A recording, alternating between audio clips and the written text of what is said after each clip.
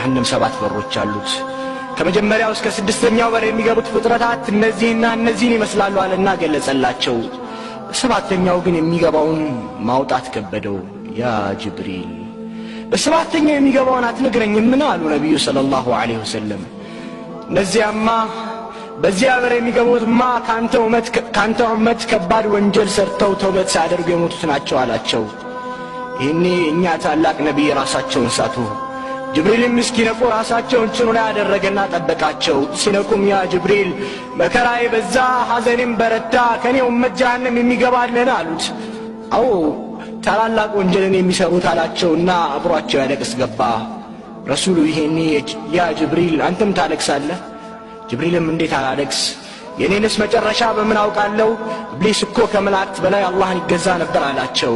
ያ አህባቢ ፊላህ ችሎታው እጅግ የላቀው የ600 ክንፎች ባለቤት የሆነው በአንድ ክፉ መሬትን ሊገለብጥ የሚችል ግዙፍ ቁዋ ያለው ጅብሪል ያሰጋች እሳት ምንኛ ትከብድ ይሆን? ያ አላህ የማያምፀው ጅብሪል ዐለይሂ ሰላም ያለቅሳል። ሊየግፊረ ለከ ላሁ ማ ተቀደመ ሚን ዘንቢከ ወማ ተአኸር፣ የወደፊቱንም ያለፈውንም ኃጢአታቸው የተማረላቸው ነቢይም ያለቅሳሉ። እኛ ግን ቁ አንፉሰኩም ወአህሊኩም ናራ ወቁዱሃ ናስ ወልሒጃራ የተባለልን እኛ ግን እናንተ ያመናችሁ ሆይ ነፍሶቻችሁና ቤተሰቦቻችሁን መቀጣጠያ ሰዎችና ድንጋይ ከሆነችው አሳጠብቁ የተባልነው እኛ ግን አናለቅስም። አዎ እኛ የምንፈራው ብናለቅስለትም የምንሻው የዱንያን መራብና መጠማት መታረዝና መልፋት ብቻ ነው። የአኺራ ታላቅነት የመገኘታችን ዓላማ የመኖራችን ሚስጥር ያልገባን ሆነ እንዴት እናልቅስ? ለው ተዕለሙነ ማዕለም ለደሒክቱም ቀሊለን ወለበከይቱም ከሲራ። እኔ የማውቀውን ብታውቁ ኖሮ ጥቂትን ስቃችሁ ብዙም ባለቀሳችሁ ነበር ይላሉ ታላቁ የአላህ ሰው። ያአላህ ልቦቻችን ከድንጋይ በላይ ደነደኑ፣ እንደረገፉ ቅጠሎችም ሆኑ። እነዚህን ታላላቅ ፍጥረታት ያስለቀሰ ጀሃነም እኛ ግን ቦታ አልሰጠነውም። ثم قست قلوبكم من بعد ذلك فهي كالحجارة أو أشد قسوة وإن من الحجارة لما يتفجر منه الأنهار። ባዎቻችንም ብዙ ፈሽታዎቻችን እጅግ ቅጣቱ ሳቆቻችን በሸፈኑበት ወንጀላችን የተራራ ያህል ክብደት ኖሮት ከመጤፍ ባልቆጠርንበት ወቅት በምን ልቦቻችን አይደርቁ? ሰሓቦች ከነቢዩ ለቅሶን ተምረዋል፣ በተግባርም አሳይተዋል። ይህ ነው ቃሉን በተግባር ማዋል። ለቀድ ካነ ለኩም ፊ ረሱሊላሂ ኡስወቱን ሐሰና ማለት ይህ ነው። ነቢዩ ያነባሉ፣ እኛ ግን አናለቅስም። ረሱል የምርጥ ባህሪ ባለቤት ነበሩ።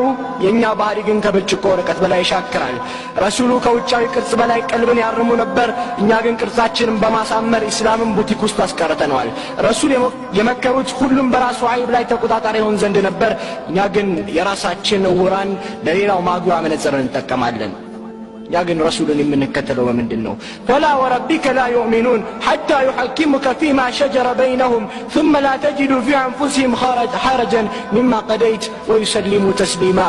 ከፈረድከው ነገር በነፍሶቻቸው ውስጥ ጭንቀትን እስከማያገኙና ፍጹም መታዘዝን እስኪታዘዙ ድረስ አያምኑም ነው ያለው አላህ። አይሻ ትላለች አንድ ቀን ረሱሉ ሰለላሁ ዐለይሂ ወሰለም ሰላት ሊሰግዱ ቆሙ። ጉንጫቸው እስኪልስ አለቀሱ። ከዚያም ጺማቸው እስኪልስ አለቀሱ። ቢላል ይሄን ያዛል ይልገባ። ረሱሉ በእንባ ታጥበዋል። የተቀመጡበት መሬት በእንባ ረሷል። ቢላልም የአላህ መልእክተኛ ሆይ አላህ የሚመጣውን ያለፈውንም ወንጀል ምሮሎት ያለቅሳሉ አላቸው። ዛሬ ሌሊት በእኔ ላይ ኢነ ፊ ኸልቂ ሰማዋት ወልአርድ ወእኽቲላፊ ሌይሊ ወነሃር ለአያት ሊኡሊል አልባብ የሚለው አንቀጽ ወረደ። ይህንን አንብቦ ላላስተነተነ ሰው ወዮለታሉና የእንባውን ትርጉም ነገሩት። ተመልከቱ፣ ለአላህ ባሪያዎች የእንባው ምንጭ የዱንያ ጣጣ ሳይሆን የአላህ ቃል ነበር። አነስ ብኑ ማሊክ እንዴ ረሱሉ እጅግ የሚገርም ኹጥባ አደረጉ ይላል። ጀሃነምና ጀነት ፊት ለፊቴ ተገልጸው ታዩኝ።